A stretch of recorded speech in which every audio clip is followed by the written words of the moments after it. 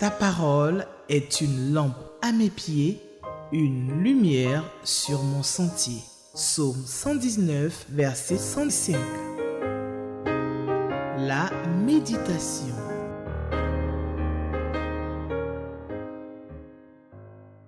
Bien-aimé, sois restauré dans le beau et merveilleux nom de notre bien-aimé Sauveur, Jésus.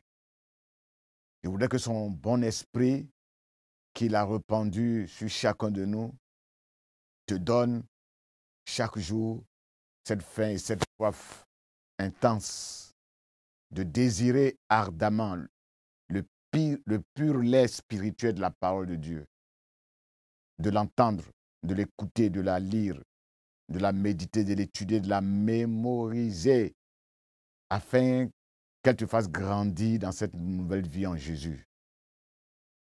Bien-aimé, au cours de cette journée, nous allons encore nous approcher de notre Père en sondant les Écritures dans le livre des Actes des Apôtres, au chapitre 14, versets 19 à 28. Les questions numéro 3 et numéro 4 de notre lecteur de la Bible nous accompagneront dans cette réflexion de ce jour. Bien-aimés, nous allons prier avant de lire et de méditer ce texte de la parole de Dieu. Prions. Notre bon Père, nous voulons nous approcher de toi en ce jour pour demander la grâce de ton Esprit Saint sur nous afin de nous éclairer dans cette méditation que nous allons commencer maintenant. Tu nous as dit que nous avons, en tant qu'enfants de Dieu, ce privilège immense de sonder les Écritures, de les comprendre et de marcher avec cette parole. Cher Saint-Esprit, donne-nous de recevoir cette parole profondément dans notre cœur et qu'elle nous fasse faire ta volonté chaque jour. Bénis chacun de nous, bénis ta parole, au nom puissant de Jésus. Amen.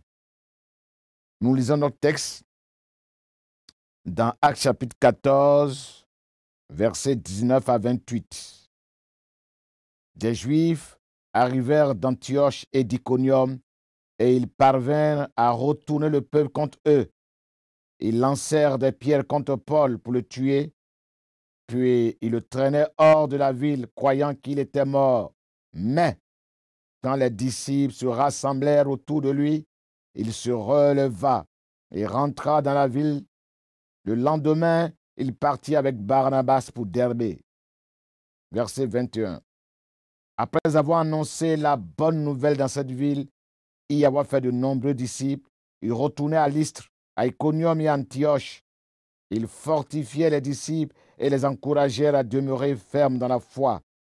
Car, leur disait-il, c'est au travers de beaucoup de souffrances qu'il nous faut entrer dans le royaume de Dieu. Dans chaque église, il fit élire des responsables et en priant et en jeûnant, ils les confièrent au Seigneur en qui ils avaient cru. De là, ils traversaient la Pisidie et gagnaient la Pamphylie.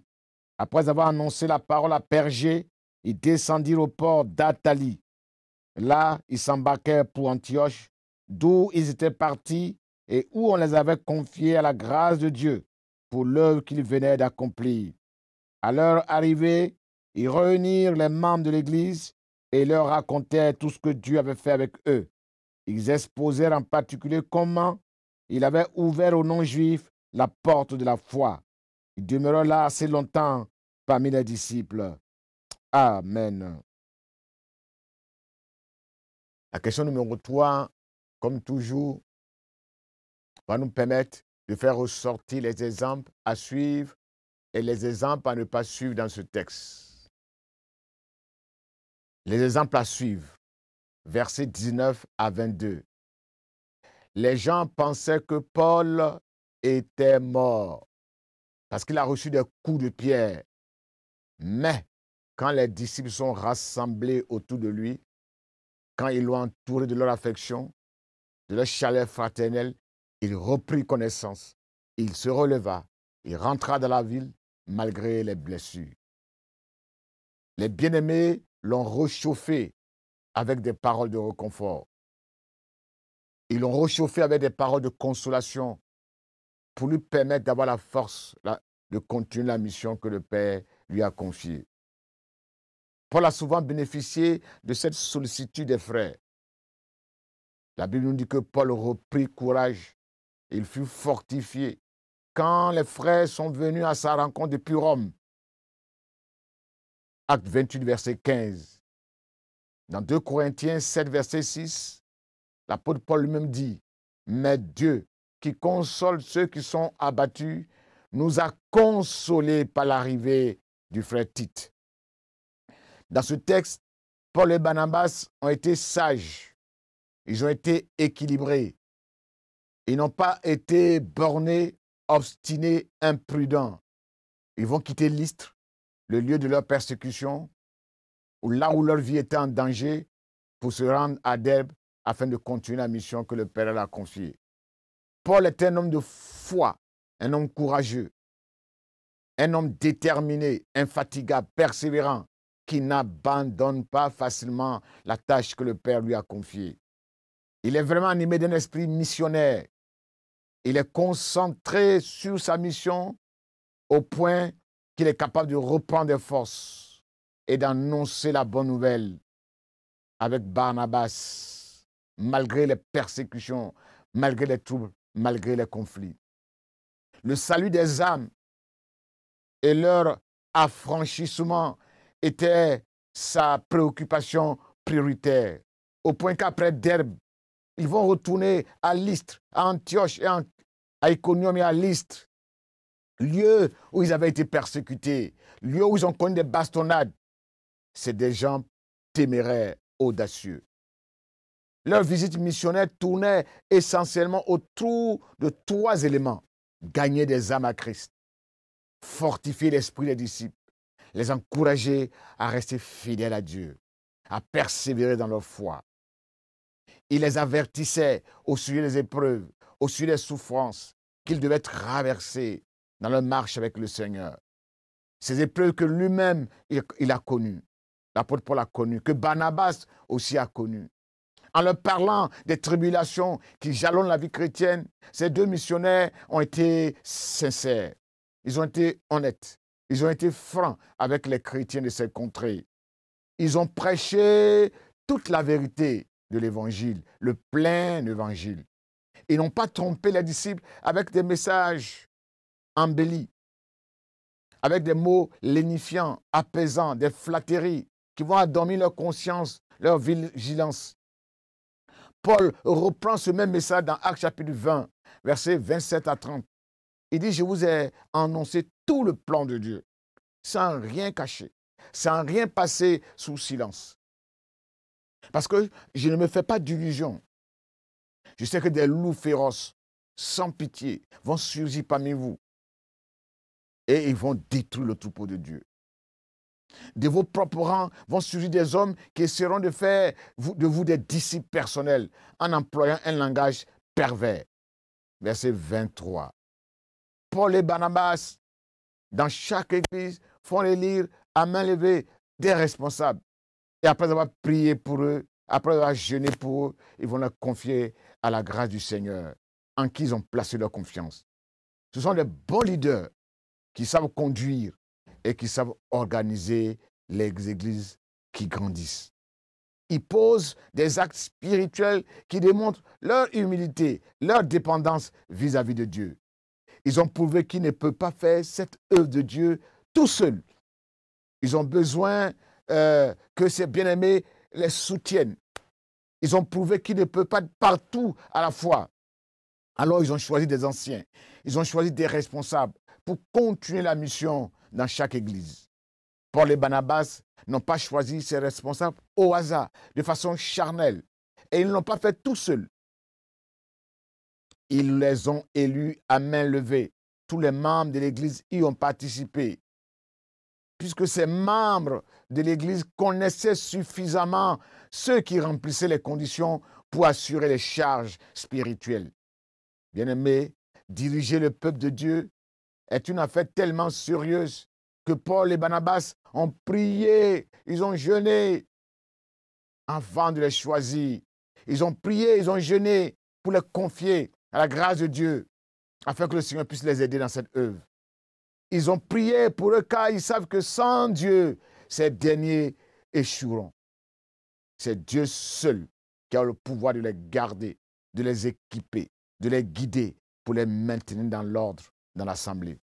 En priant pour ces responsables, à Lystre, Iconium et Antioche, Paul et Barnabas mettent en pratique et reproduisent ce qu'eux-mêmes ont vécu, expérimenté à plusieurs reprises. On avait aussi prié pour eux. On les avait consacrés au Seigneur. On avait jeûné pour eux dans Actes chapitre 20, verset 26. Actes 13, verset 2 à 3. Verset 25. À Perge, Paul et Barnabas continuent leur mission. Ils continuent d'exercer leur ministère, de rester focus sur leur cœur de métier, leur vocation, leur appel, leur devoir. Ils sont restés disponibles pour prêcher la bonne nouvelle, pour exhorter, pour encourager, pour avertir le peuple de Dieu, pour faire des disciples affermis dans la foi. Versets 27 à 28, ils arrivent à Antioche, en Syrie. Leur point de départ, leur base missionnaire, ils font deux choses importantes. Ils rendent compte de la mission qu'ils viennent d'achever. Ils racontent à ces bien-aimés tout ce que Dieu a accompli par leurs mains. Et demeurent longtemps dans cette assemblée pour leur partager la connaissance de la parole de Dieu. Paul et Barnabas sont des serviteurs de Dieu exemplaires, ayant le sens des responsabilités. En rendant compte à l'Église, ils rendent compte à Dieu, le chef, à Jésus plutôt, le chef de l'Église, à qui l'œuvre appartient. Leurs témoignages ont pour but d'encourager le peuple de Dieu à continuer de prier pour eux au vu des résultats obtenus. Les témoignages servent à réjouir le cœur du peuple de Dieu. En restant longtemps auprès d'eux, Paul et Barnabas recherchent l'excellence et la perfection dans leur ministère et dans l'édification du peuple de Dieu. Il ne faut pas leur travail dans la précipitation. Ils prennent leur temps pour obtenir de meilleurs résultats, car cette œuvre est pour la gloire du roi des rois.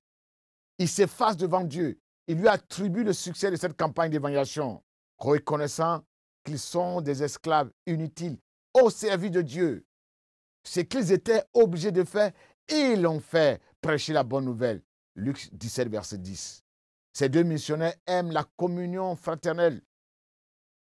Ils savent qu'être ensemble, c'est bon, c'est doux, c'est comme un parfum, c'est comme de l'huile de la rosée. C'est là que le Seigneur donne la bénédiction, la vie pour toujours dans la communion avec les frères. Bien-aimés, quels sont les exemples à ne pas suivre dans ce texte? Versets 19 à 20. Les Juifs fanatisés, assoiffés de sang, hostiles à l'évangile, sont venus d'Antioche de Pisidie pour exciter la foule, pour la persuader, pour la convaincre, pour la manipuler, pour gagner leur cœur à commettre l'irréparable, lapider et tuer des serviteurs de Dieu missionnaires. Ce sont des assassins. Ils ont persécuté l'Église. Ils ont persécuté les serviteurs de Dieu, Paul et Barnabas. Cette foule, attirée seulement par le miracle, est une foule versatile. Auparavant, elle cherchait à adorer Paul et Barnabas comme des dieux. Aujourd'hui, elle retourne sa veste contre ses bien-aimés. Paul fut traîné hors de la ville. Les Juifs de cette foule ici ont été méchants. Ils ont été violents. Ils ont mis leur zèle, leur passion au service du diable, de la dureté, de la méchanceté. C'est des ennemis acharnés de l'Évangile. Ils ont persévéré dans le mal. Ils ont été endurants dans le mal. Ils ont poursuivi de leur haine l'apôtre Paul et Barnabas depuis Antioche, en passant par Iconium. 160 km séparent ces deux villes, mais ils sont venus quand même dans cette ville pour continuer leur sale besogne. Ce sont des ennemis, des adversaires inébranlables de l'Évangile. Bien-aimés, est-ce qu'il y a des ordres que Dieu nous donne dans ce texte? Les ordres contenus dans ce texte ne sont pas explicites, mais on peut les déduire à partir des actions réalisées par les différents acteurs qui agissent dans ce texte. Au verset 20, les disciples ont entouré Paul qui a repris connaissance. Le lendemain, il est parti avec Barnabas à Derbe. Aimez-vous les uns les autres. Soutenez-vous les uns les autres. Soyez bons les uns envers les autres. Reconfortez-vous les uns les autres. Comme Éphésiens chapitre 4, verset 32 nous le recommande. Verset 21 à 22, l'apôtre Paul et Barnabas ont annoncé la bonne nouvelle à Derbe. Ils ont fait de nombreux disciples. Ils sont retournés à Lystre, à Iconium et à Antioche pour fortifier l'esprit des croyants, pour ranimer leur courage, pour les exhorter à demeurer fermes dans la foi. Allez donc dans le monde entier. Faites des disciples. Ça, c'est l'ordre du Seigneur, parmi tous les peuples. Baptisez-les au nom du Père, du Fils et du Saint-Esprit et apprenez-leur à observer tout ce que vous est prescrit. Matthieu 28, verset 19 à 20. Encouragez-vous, exhortez-vous réciproquement, édifiez-vous les uns les autres, consolez-vous les uns les autres. 1 Thessaloniciens 5, verset 11, Hébreux 3, verset 13, 2 Corinthiens 13, 11, Romains 15, 14, 2 Thessaloniciens 4, verset 18. Fortifiez-vous les uns les autres, aidez-vous à croître. Jude 1, 20 à 32. Cherchez des mots qui aident, qui encouragent, qui aident à progresser dans la marche avec le Seigneur. Éphésiens 4, verset 29. Verset 23, dans chaque église, il fit les lits des responsables. Ils ont prié pour eux et les confié à la grâce du Seigneur. Choisissez parmi vous des hommes réputés, dignes de confiance, remplis du Saint-Esprit, remplis de sens pratique, qui seraient chargés de ce service.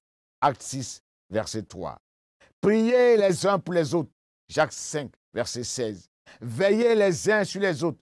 Hébreux 10, 24. Verset 26, c'est à Antioche qu'ils avaient été confiés à la grâce du Seigneur pour accomplir l'œuvre qu'ils devaient achever. Comme des enfants bien-aimés, imitez vos pères dans la foi. Faites comme eux.